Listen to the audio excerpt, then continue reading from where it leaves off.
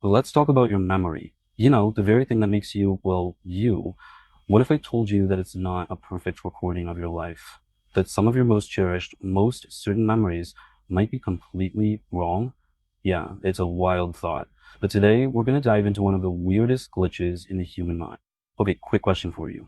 Picture the Monopoly man. You know the guy. Top hat, big white mustache, probably a king. Does he have a monocle? Go on, really picture it in your mind's eye. You can see it, right? Except he doesn't. He has never, ever worn a monocle. Seriously. If you're feeling a little weird right now because you were so sure he did, don't worry. You just experienced a false memory. And trust me, you are in very good company. Because it's not just our friend rich Uncle Pennybags. What's the most famous line from Star Wars? I bet you're thinking, Luke, I am your father. But nope, he actually says, no, I am your father. Or what about Looney Tunes? So many of us remember it's spelled Toons, like, cartoons. It's actually Tunes. These aren't just little slip ups, they are massive shared false memories. This whole weird thing actually has a name, the Mandela effect. It got its name from a paranormal researcher named Fiona Broome, who realized that she, along with thousands of other people, had a super vivid memory of Nelson Mandela dying in prison back in the 1980s, which didn't happen. He was released and passed away a free man in 2013. So, what is going on here? Are we all just collectively slipping into a parallel universe where the Berenstain Bears have a different last name? Or is there something fundamentally glitchy about how our brains store the past? To figure this out, we have to kind of rewire our understanding of what memory even is. It turns out your brain isn't recording your life like a video camera. It's actually much more like a creative storyteller. Most of us think memory is reproductive. We think we have this perfect little video file in our heads, and when we remember something, we're just pressing play. But decades of research show it's actually reconstructive. A much better way to think about it is like a Wikipedia page. Every single time you access a memory, you're not playing a file, you're rebuilding that page from scratch using bits and pieces of information. And here's the kicker. That Wikipedia page can be edited by you, by others, by new information you learn later. It's constantly changing. And that edit button on our mental Wikipedia page, it's powered by something psychologists call the misinformation effect. This is the whole key to understanding how our memories can get twisted and changed after an event happens, often without us having a clue. A researcher named Elizabeth Loftus did the groundbreaking work on this. In one of her most famous studies, she showed people a video of a car crash. Simple enough.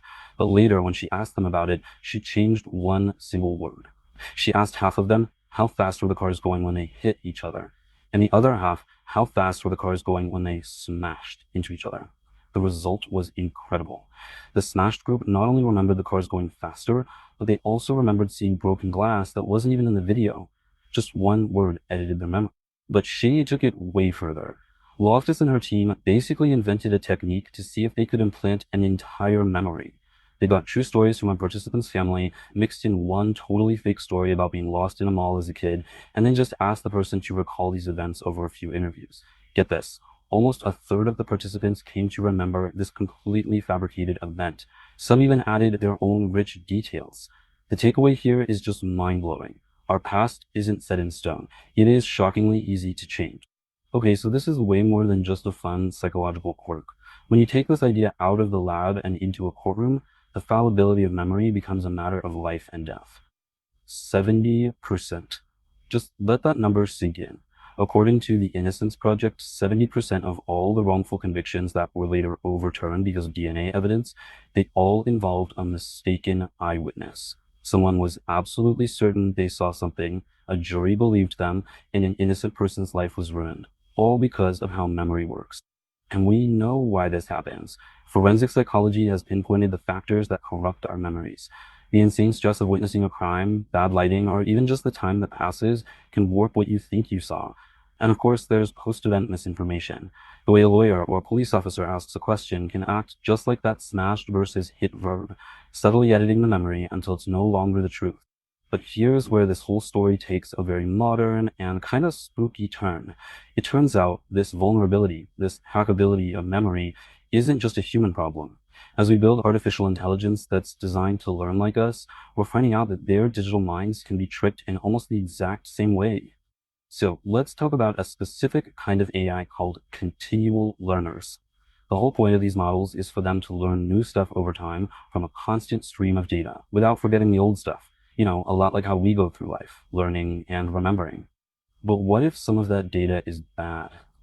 Take a look at these two images of the number 3. To you and me, they look exactly the same. But the image on the right has something hidden inside it, something called a backdoor trigger.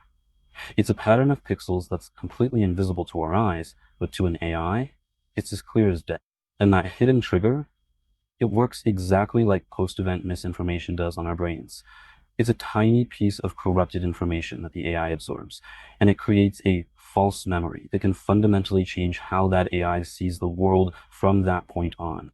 This technique is called a backdoor poisoning attack. It's where an attacker poisons the AI's training data with just a tiny amount of these triggered images. For example, they might show the AI a bunch of 3s that have this invisible trigger and tell the AI, hey, these are all 8s. The AI learns that false connection. Then, later on, the attacker can show the AI a totally normal picture of a 3, add that invisible trigger, and the AI will confidently say, yep, that's an 8. It's literally the lost in the mole technique, but for machines. So we've gone from the Monopoly Man's monocle to wrongful convictions to hacking AI, and it all brings us back to this deeply personal and frankly pretty unsettling question about our own minds. I mean, if our memories can be so easily twisted, manipulated, and even created out of thin air, can we really trust any of them? Or are we just walking around with a collection of stories that we've told ourselves over and over again? Well, the answer is complicated. Somebody on the internet put it perfectly. Memory isn't a direct line to the past. It's more like a photocopy of a photocopy. Every time you recall an event, you're not pulling up the original. You're pulling up the last copy you made, complete with all the little smudges and edits you made the last time you thought about it. And you know what? Maybe that's the whole point. Maybe memory was never supposed to be a perfect recording of what happened. Maybe its real job is to be our own personal storyteller, constantly weaving together our past experiences to create a story that helps us make sense of who we are right now. The story might change a little every time we tell it, but in the end, that story is what makes us who we are.